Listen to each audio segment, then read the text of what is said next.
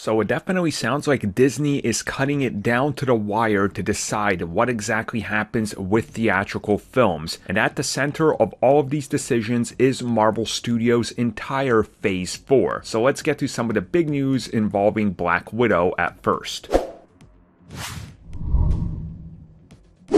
So recently we've heard a lot about what we can expect in the upcoming Disney investors call. Now what they end up announcing will definitely send ripples throughout the film industry, throughout the streaming industry, pretty much throughout most of the entertainment industry, because Disney is at the forefront of a lot of it. Now all eyes are going to be on Marvel Studios. I think we can all agree with that. When it comes to Disney, their biggest profit driver is Marvel Studios, and we know that they had Black Widow coming out, they have Shang-Chi coming out, and they have Eternals coming out in 2021. Three major films that we don't know what they plan to do with them. And as we've seen recently, they are willing to put some stuff on video on demand on Disney Plus. They're willing to put some stuff just on there to drive more subscribers and incentive for people to join Disney Plus. But we keep hearing that they're shifting back and forth on what exactly they're going to be doing with Black Widow and with upcoming MCU films. From what we understand, that has been confirmed by the New York Times with many of the rumors that have been out there over the last couple weeks, specifically in response to HBO Max and WB, is that Disney is looking at the entire Phase 4 slate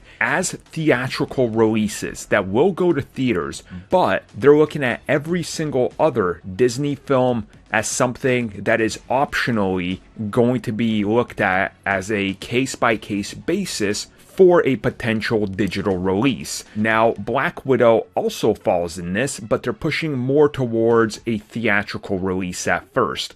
And I think this makes sense from the perspective of, if you put Black Widow on Disney Plus, you have to put it after WandaVision, but before the Falcon and the Winter Soldier. So one might devalue the other and vice versa, which could put you in a very bad position when it comes to MCU films going directly to Disney Plus. So I think that's the big deciding factor. And we know why Disney would choose to try to stick with theatrical unless things get much worse. It's because they know they will make money. They know Marvel Studios drives people to the theater.